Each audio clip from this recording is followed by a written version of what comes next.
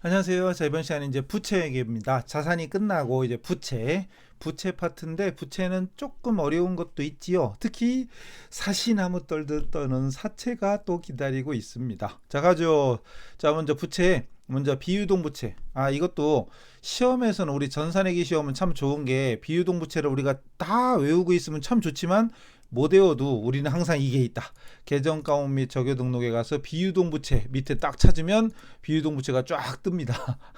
어쨌든 우리 시험 볼 때 이렇게 해도 돼요. 되는데 머릿속에 있으면 제일 좋겠죠. 자, 비유동 부채에 포함되지 않는 걸 물어봤는데 장기 차입금, 퇴충, 사채 이런 게 대표적인 비유동 부채고 얘는 자산인데요. 더군다나 임차보증금은 자산이고 임대보증금이 부채죠. 얘는 건물주가 세입자한테 보증금 받은 거니까 언젠가 돌려줘야 될 부채입니다. 임차보증금은 자산이고 임대보증금이 부채죠. 장기성이니까 비유동으로 보면 되겠죠. 그 다음 이것도 우리 시험에 종종 나오는데 다 비유동 부채 중 어떤 경우에 유동부채로 분류할 수 있느냐 그랬잖아요. 자, 비유동 부채로 분류되는 부분이 1년 이내에 만기가 도래할 때, 1년 이내에 상환해야 될 때, 이게 유동성 대체죠. 이게 유동성 대체. 우리 분계로 나올 때도 있잖아요. 분계로 나올 때 우리 실기 시험에 예를 들어 대표적으로 장기 차입금이었다. 장차라고 할게요. 장기 차입금인데 만기가 1년 이내 도래한다. 그럼 장기 차입금을 차변으로 없애주고 반대로 없애주는 거죠. 장기 차입금을 없애주고 대변에 쓰는 말이 단기 차입금. 이러면 큰일 나죠. 단기 차입금이 아니라 유동성 장기부채. 유동성 장기부채죠. 자, 부채가 자본으로 전환되는 경우는 출자 전환이라고 그래요. 출자 전환이라고 합니다. 출자로 전환되는 거. 그 다음에 유동부채를 차입해서 상환한다 뭐 이런 건 아무 상관이 없는 거고. 자, 다음 우발부채. 충당부채와 우발부채 있잖아요. 충당부채와 우발부채인데 우발부채는 우발적인 사건의 발생 가능성에 따라 회계 처리를 다르게 한다. 어느 정도 가능한 경우에 우발 사건의 금액의 합리적으로 추정이 불가능하다면 어떻게 처리해야 되냐. 우리 이런 그래프 있잖아요. 여러분 그래프가 아니라 표. 여러분 교재 보면 표 있죠. 표 있잖아요. 이거 가로 세로 총 6가지인가 이거 6가지 표 있잖아요. 표. 자, 참말로. 자, 이런 표가 이게 왜 또 잠깐 또 했더니 이랬더니 좀 안 되네. 그래서 왜 금액을 신뢰성 있게 추정할 수 있다 없다 이렇게 없는 경우. 그다음에 유출 가능성이 매우 높다. 어느 정도. 그다음에 없다 이거죠. 근데 이 문제 뭔지 어느 정도 가능한 경우 여기죠. 그리고 이 중에 하나만 충당부채죠. 색깔 좀 달리 해볼까? 색깔을 이거 뭐예요? 얘는 왜 나왔대요? 자꾸 왜 나왔대? 이게 안 잡혀 이게. 자, 잠깐만요. 이걸로 참말로. 그래서 금액을 신뢰성 있게 측정할 수 있고 유출 가능성이 매우 높을 때 충당부채죠. 매우 높을 때 충당부채고 나머지는 요 부분이 우발부채죠. 우발부채는 재무제표에 주석으로 공시하죠. 우발부채는 주석 공시죠. 충당부채는 본문에 부채로 표시하는 거고 우발부채는 주석이죠. 그럼 답이 2번인가? 이렇게 되는 거예요. 그죠? 이거. 그 다음에 요 부분 충당부채는 여기 없네. 부채로 공시하는 거. 충당부채는 재무제표, 재무상태표에 부채로 공시하고 어느 정도 있는 이런 경우는 우발부채. 그리고 밑에 이런 건 아무것도 안 하죠? 아무것도 안 합니다. 아무것도 안 하는 요건가 공시하지 않는다고. 요건 충당부채는 재무제표에 기재하는 거고 그 다음에 어느 정도 가능하다. 불가능하다. 요 부분이죠. 그러니까 지금 문제에서 요구하는 건 요겁니다. 요 부분은 우발부채. 여기도 우발부채. 이건 교재 참조하셔야 돼요. 요것도 우발부채입니다. 됐죠? 넘어가고. 그 다음 퇴직급이야. 요것도 참 질문이 종종 들어오는 조금 어려워하는 사람들이 많은 것 중에 하나인데 퇴직급여의 정보이고요. 날짜가 13, 14가 있어. 어쨌든 1월이든 12월이든 13, 14든 날짜가 빠른 걸 기초로 보시고 날짜가 늦은 걸 기말로 보시면 됩니다. 그리고 퇴직급여 충당부채가 있고 지급된 퇴직금 지급액이 있어. 물어본 건 손익계산서에 보고할 퇴직급여 비용이 얼마냐 이건데 이때 기본적으로 머릿속에 퇴직금에 대한 그 분계 기본적으로 알고 있으면 어렵지 않아요. 일단 기본적으로 뭐 항상 그렇지만 잠깐 이렇게 해볼까?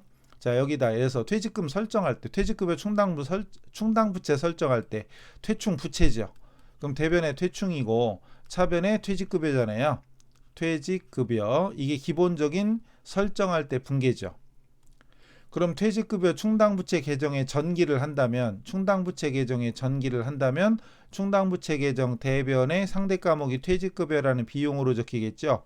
이거 묻는 거야. 그냥 손익계산서에 보고할 퇴직급여는 이거 얘기하는 거고 나중에 퇴직금을 주면 만약에 현금으로 줬다 그러면 현금이 나가면서 퇴직급여 충당부채가 없어지잖아요. 이런 기본적인 분계 구조를 안다면 나중에 이렇게 T계정 즉 퇴직급여 충당부채 계정을 머릿속에 그려보자. 그럴 때 충당부채가 글자 그대로 부채니까 대변이 증가하고 차변이 감소입니다. 웬만한 계산 문제는 무조건 공식 외우려고 하는 것보다 이렇게 오로지 회계에서만 하는 회계만의 방식이 분계와 전기잖아요. 그래서 분계와 전기하는 원리를 가지고 풀면 훨씬 쉬워요. 처음에 조금 어려울 수 있지만 오히려 나중에 훨씬 쉽습니다. 부채니까 대변이 증가, 즉 대변의 기초 잔액이 오고 기초가 대변이면 기말 잔액은 차변에 옵니다. 그리고 대변에 오는 게 뭐냐? 대변에 오는 게 추가 설정하는 거죠. 추가 설정하는 거죠. 요거 충당부채 대변의 금액을 대변에 옮겨 적잖아요. 이렇게. 그리고 상대 과목이 퇴직급여죠. 그러니까 요 금액이 결국은 다른 말로 하면 손익계산서 IS 손익계산서상 퇴직급여 비용. 즉 이 문제에서 물어본 게 이겁니다. 그럼 퇴직금을 지급하면 차변이죠. 요거 충당부채가 없어지잖아요. 그걸 계정에 적으면 차변에 있는 건 차변에 오잖아요. 그러니까 항상 분계를 할 줄 알면 계정에 옮기는 것도 절대 어렵지가 않죠. 그리고 분계를 잘하려면 당연히 기초적인 계정 과목 외워야 되고 회계 거래입 판료소 익혀야지. 분계를 잘하면 회계를 잘하는 거고 분계를 못하면 회계꽝이죠. 우리 실기에서도 결국은 분계를 잘하는 사람이 전표 입력도 바로바로 될 거 아니에요. 분계가 안 되는 사람은 전표 입력이 될 수가 없지. 분계를 모르는데 어떻게 입력을 해? 말이 안 되는 거죠. 그래서 제가 실기가 아니라 항상 결론은 이론이다 계속 말씀드리는 게 그겁니다. 그럼 이제 여기다 이제 집어넣으면 돼. 요거 기초잔액이 45,000원 공 3개만 지우고 쓸게요. 그 다음 기말잔액 6만원. 그리고 퇴직금 지급한 거 요거 이번 연도 물어본 게 14년 거잖아요. 물어본 게 14년 거니까 이번 연도 지급한 거 5,000원. 여기가 차변. 공 3개 지우고 그럼 이게 얼마냐 이거잖아요. 그럼 차변 합계가 65고 대변이 45니까 차익은 20이지. 2만원 2만원 어디 갔니? 3번인가 이렇게 되겠죠. 자 어려운 거 아니죠. T계정 구조를 한 번만 제대로 익혀두면 이런 문제는 쉬운 겁니다. 근데 이거를 어렵게 푸니까 문제인 거지요. 자 어쨌거나 이번 연도 말 기말 이거 6만원 설정하고 전년도에 있었고 말인가 공식을 하거나 그러면 어려워. 그러니까 이렇게 T계정 구조 그리면 돼요. 또 굳이 하자면 전년도 말 45,000원 있었는데 이번 연도에 5,000원 지급했어. 그럼 잔액이 4만원이잖아요. 잔액이 4만원인데 이번 연도 기말에 6만원 지급할 걸로 추정이 됐어요. 그럼 2만원 추가 설정해야죠. 이게 추가 설정. 근데 이렇게 하고 나서 보니까 어서 비슷한 것 같지 않아요? 대손충당금 기초 대변 기말 차변 대변이 추가 설정 손익계산서상 대손상각비 차변에 대손 발생 원리는 비슷해요. 자 이게 뭔 소린가 알려면 이론을 공부하셔야 돼요. 자 이제 드디어 나왔다. 사채가 회계 1급 수준에서는 어렵고 세무 2급 수준에 나와도 어렵죠. 근데 문제가 어렵게 나오냐 쉽게 나오냐 이게 다른 건데 이거 옳지 않은 걸 찾으래요. 표시 이자율 다른 말로 액면 이자율 또는 사채 이자율이 시장 이자율보다 높은 경우 바꿔 말하면 시장 이자율이 낮은 경우야. 이럴 때는 액면보다 낮게 발행한다. 맞나요? 이런 게 헷갈리죠. 시장 이자율보다 표시 이자율이 높은 거예요 지금. 그럼 우리 회사가 이자를 팍팍 주겠다. 팍팍 주겠다면 인기가 높겠어요 낮겠어요? 내가 은행보다 이자 더 줄게 많이 줄게 그러면 인기가 좋아지겠죠. 그럼 낮게가 아니라 높게 할증 발행하는 거죠. 할증 발행. 틀렸죠. 벌써 답이야? 재미없게. 답인데 1번 틀렸잖아요. 그럼 틀렸죠. 그 다음 사채 할인 발행 차금을 유효이자율법으로 상각할 때 상각액은 매기 증가한다. 이거 굉장히 중요한 거. 그래서 제가 저랑 이론 강의 저랑 하신 분들은 아마 제가 그래프 그려드렸을 거예요. 이렇게. 그래서 정액법은 상각액이 일정하고 유효이자율법은 증가한다. 매기 증가한다. 이렇게 말씀을 드렸을 거예요. 아마 이건 할인할증 상관없이 유효이자율법은 증가합니다. 그 다음 사채 할인 발행 차금은 사채의 차감적 평가 계정이고 유효이자율법으로 상각할 때 이자 비용은 증가합니다. 왜? 상가격이 매년 증가하니까 이때 유효이자 비용은 가만 써봐. 여기 못 쓰겠네. 여기다 써야 되겠네요. 이자 비용은 만약 액면 이자를 현금으로 지급하면 대변에 현금이 나가고 차변에 이자 비용이 되잖아요. 이자 비용이 되겠죠. 그리고 대변에 현금 나가는 건 액면이자, 다른 말로 하면 표시이자가 지급이 됩니다. 액면이자, 표시이자가 지급되는데 차변에 이자 비용 적히는 금액은 현금이자 플러스 보통은 할인 발행이니까 사채 할인 발행 차금의 상가계까지 더해서 적어요. 즉 차변에 있는 이자 비용은 유효이자입니다. 차변의 이자 비용이 유효이자예요. 그럼 조금 전에 상가격이 매년 증가한다고 그랬죠. 상가격이 매년 증가하니까 이 할인 발행 차금 상가격이 매년 증가할수록 차변에 적히는 이자 비용도 매년 증가하는 겁니다. 사실 이거 되게 어려운 거죠. 이거 어려운 겁니다. 상가격이 유효이자율법 증가한다는 거 이것도 알아야 되고 이것도 알아야 되고 사실 같은 내용인데 알면 쉽지만 사채 자체가 보통 어려워하죠. 제가 강의 1, 2년 한 것도 아니고 하는 데마다 사채 얘기하면 사시나 못 들듯이 아우 어려워 막. 근데 극복해야 돼요. 어차피 우리 회계 공부하는 이상 사채를 모르고 회계를 공부했다 하기가 어렵거든요. 이건 분계네 14년 1월 달에 사채를 발행했고 분계를 하래요. 뭐요? 너무 쉬운 거 아닌가? 100만 원이고 발행가액이 98이에요. 그럼 그것만 따지면 1번이지. 그럼 대변의 사채는 무조건 액면가. 무조건 액면가액으로 적어야 되죠. 무조건 액면가 적고 현금 들어온 거 나머지는 할인 발행 차금 사할차. 그래서 1번이 원래는 답인데 문제는 이 문제의 포인트는 이거네. 사채 발행비가 있어요. 그럼 사채 발행비는 발행가액에서 까는 거죠. 발행가액에서 차감하는 겁니다. 그럼 여기서 98만 원에서 3만 원 까. 그럼 95만 원 되는 거죠. 그럼 할인 발행 차금이 원래는 2만 원인데 5만 원으로 바뀌는 거지. 그게 답은 3번이에요. 그래서 사채 발행비가 없었으면 답은 1번. 근데 사채 발행비가 존재하니까 답이 3번이 된 겁니다. 끝. 알면 쉽죠. 알면. 근데 이런 경우는 있어요. 예를 들어서 돈 들어온 건 보통 예금이야. 그럼 여기다 쓸게요. 그럼 돈 들어온 건 보통 예금이야. 예를 들어서. 근데 사채 발행비는 현금으로 지급했대. 우리 시험에 그렇게 나올 때 있거든요. 그럼 이제 돈 들어온 건 보통 예금이고 사채 발행비는 현금이다. 그러면 대변에 현금을 또 써야지. 우리가 사채 이제 일반 전표로 분계 나올 수도 있어요. 이게 3만 원. 그럼 3만 원 이렇게 되는 현금. 그럼 98만 원은 보통 예금 그냥 적히고 현금 대변에 3만 원 그냥 적혀요. 그럼 대변 합계가 103만 원이잖아요. 그럼 차변에 사채 할인 발행 차금만 5만 원으로 바꿔주면 됩니다. 그럼 현금하고 당좌예금은 문제에 따라서 이렇게 보통 예금 문제에 따라 달라질 수도 있지만 이것도 현금이고 이것도 현금이면 그냥 까서 쓰면 돼 이렇게. 근데 만약에 이건 들어온 건 보통 예금이고 나간 건 현금이라면 따로따로 쓰되 사채 할인 발행 차금이 5만 원 되는 건 똑같다. 이거랑 같은 거죠. 됐죠? 분계는 조금만 공부하면 쉬운 거예요. 하나 더 있다. 7번까지 있네. 이거 어려운 거죠. 쉬운 거 아닙니다. 사채 할인 발행 차금의 상각은 각 항목에 어떤 영향을 미치느냐 그랬는데 순이익과 장부금액. 이때 장부금액은 사채 액면 금액에서 사채 액면가액에서 사채 지금 할인이죠. 할인이가 사채 할인 발행 차금을 차감한 거죠. 만약에 할증이었다면 액면가 플러스 사채 할증 발행 차금이 되는 거죠. 할인했으면 이렇게 되고 할증은 드물지만 이렇게 되는 거죠. 근데 이 문제는 할인이에요. 할인. 그럼 다시 할인 발행 차금 상각. 상각하면 상각할수록 자 우리가 그냥 쉽게 생각하면 무슨 상각이라는 단어가 나오면 그냥 쉽게 생각하면 그냥 비용으로 생각하시면 돼요. 그 다음 무슨 환입. 무슨 환입은 쉽게 생각하면 그냥 수익으로 생각하면 되죠. 상각은 비용, 차변 요소니까 비용이고 환입은 보통 대변에 나오니까 수익으로 해석하시면 됩니다.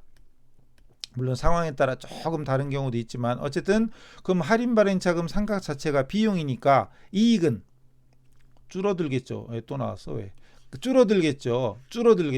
그럼 답은 3, 4번 중에 하나. 그죠? 3, 4번 중에 하나. 그리고 이 상각하면 장부금액 상각하면 상각할수록 할인 발행 차금이 줄어들죠. 그럼 액면에서 할인 발행 차금을 뺀 금액이 장부 금액인데 할인 발행 차금이 없어지면 없어질수록 장부 금액은 커지는 거죠. 그 답이 4번입니다. 그리고 여기서 중요한 게 있었죠. 사채 액면가가 있어. 사채 여기 액면가가 있고요. 할증 발행할 때는 액면보다 높게 발행하는 거고 할인 발행은 액면보다 낮게 발행하는 거잖아요. 근데 이게 만기일이 되면 액면가액으로 상환하죠.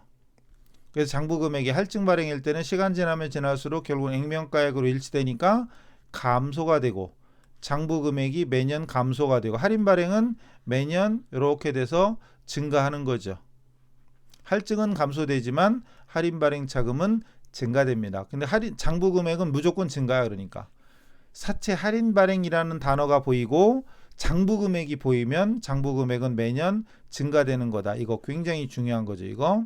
그래서 여러분 교재 보시면 표까지 정리가 돼 있잖아요. 표로 정리돼 있어서 이자 비용은 매년 어떻게 되고 장부 금액 어떻게 되고 표에 있어요. 뭔 소리가 모르면 교재 한번 살펴보시고요. 일단 교재는 이걸로 끝났는데 우리 최근에 나온 거 있나 100회 이후 나온 거 있나 봅시다 한번. 자, 먼저 부채에 대한 설명 100일의 특별회래요. 설명으로 옳지 않은 걸 찾으려는데 일반적 상거래에서 발생하는 외상대금은 외상매입금. 일반적 상거래에서는 외상매입금이고 일반적 상거래 이외에서는 미지급금이죠. 미지급금. 그다음 1번 맞고 그다음 선수금은 일반적 상거래에서 미리 받은 금액. 주로 계약금으로 문제가 나오지만 미리 받은 거 맞죠?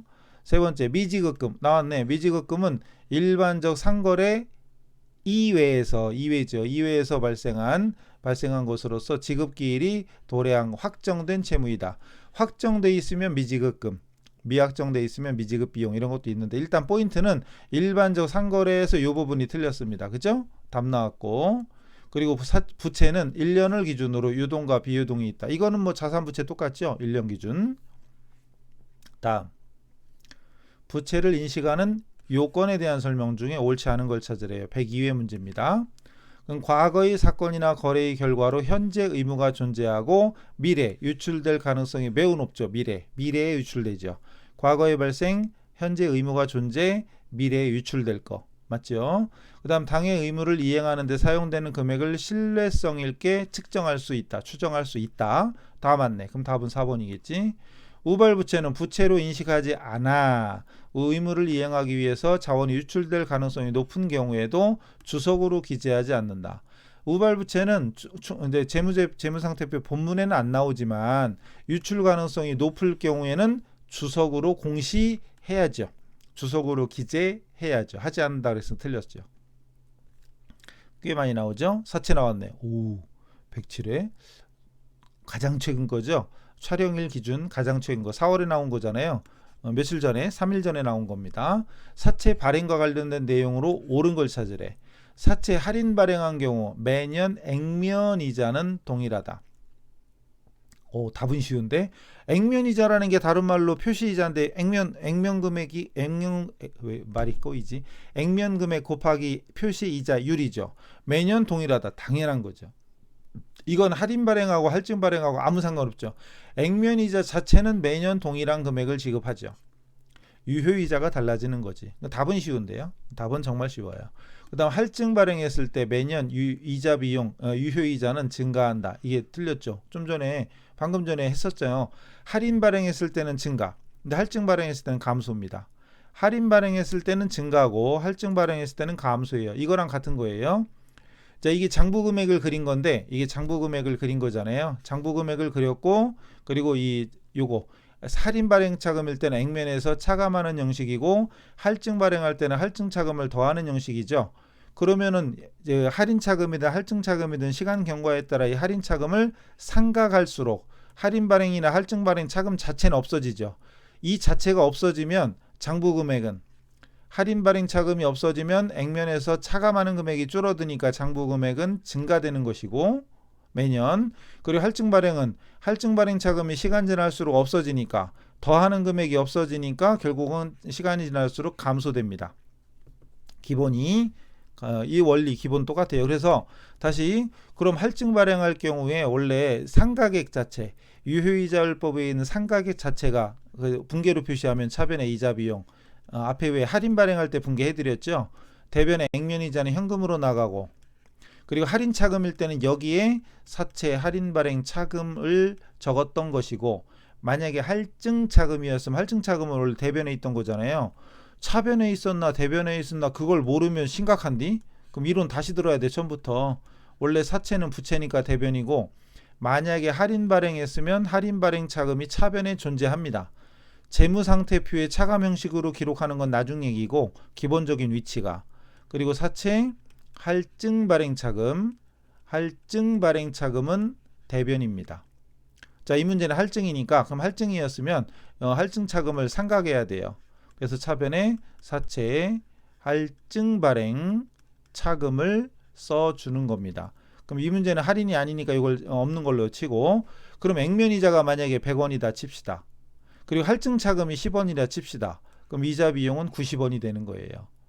그리고 상가액이 시간 지날수록 이게 많아진대. 그럼 이자 비용은 더 줄어들겠지. 그래서 증가한다가 아니라 감소한다. 이렇게 되는 거예요. 할인 발행할 때 증가합니다. 그러니까 공부할 때 헷갈리지. 할인일 때는 증가, 할증일 때는 감소 막 이러니까 헷갈리죠. 근데 헷갈리다고 그냥 안 하면 안 되죠.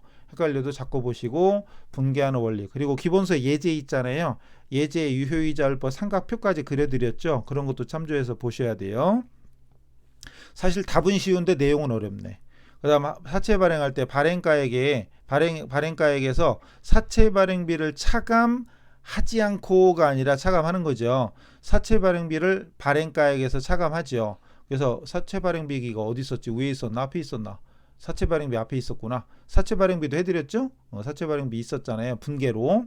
그리고 사채의 차감 계정이 아니죠. 할인 발행 사채 발행비만큼 발행가액에서 차감하면서 결국은 할인 발행 차금에 가산되니까 이거는 뭐 맞다고 치더라도 요거 차감하지 않고 요 부분이 틀린 겁니다. 차감하지 않고 요 부분이 틀린 거예요. 요 부분이. 그다음 할인 발행이나 할증 발행할 때 그 차금의 상가액 또는 환입액은 매기 증가한다. 유효이자율법에서는 무조건 상가액이나 환입액은 증가합니다. 물론 정액법일 때는. 근데 이 문제는 지금 정액법이라는 언급이 없고요. 중요한 건 정액법은 당연히 일정하지. 정액법은 똑같이 상각하니까 당연히 똑같을 수밖에 없죠. 그죠? 똑같을 수밖에 없는데 문제는 정액법은 기준에서 인정을 안 합니다. 기준에서 인정을 안 해. 우리 기업회계 기준은 유효이자율법만 인정을 합니다. 그래서 그 얘기는 여기 정액법 정률법이 없기 때문에 정액법이나 유효이자율법 없기 때문에 좀 헷갈릴지 모를지도 모르지만 어쨌든 상가액 자체는 증가합니다. 정액법일 때는 일정이지만 기준에서 인정을 하지 않는다는 점 기억하시고, 이제 없겠지? 없는 것 같아요. 사채가 최근에 나온 걸로 끝났고 그 다음 자본인 것 같아요. 자본이야. 없어요. 자, 그래서 사채는 더더군다나 어려운 편이에요. 어려운 편인데 그래도 자꾸 어렵다고 도망가면 안 되죠. 어렵다고 도망가면 영원히 못해. 이거 어려워도 자꾸 해보고 또 기본서 예제 있는 거 따라서 써보면서 익혀주고 이런 식으로 하다 보면 결국은 언젠가는 내 거가 됩니다. 그럴 날이 빨리 오기를 바라면서, 자, 이번 시간 여기서 마치겠습니다. 눌렀죠? 좋아요 누르시고 구독도 하시고, 그리고 질문할 거 있으면 댓글 또는 카페로 오셔서 카페에서 하시면 제가 어쨌든 매일 아주 특별한 일이 없는 이상은 매일 답변을 해드립니다. 매일. 그러다가 어느 때는 거의 실시간급으로 답변도 해드리니까요. 인터넷이라고 해서 뭐 피드백이 늦지가 않으니까 그때그때 바로바로 오시면 되겠습니다. 자, 다음 시간에 뵙기로 하고, 제발 다음 시간에 또 봬요. 또 뵙기를 바라면서 이번 시간 여기서 마치겠습니다. 수고하셨습니다.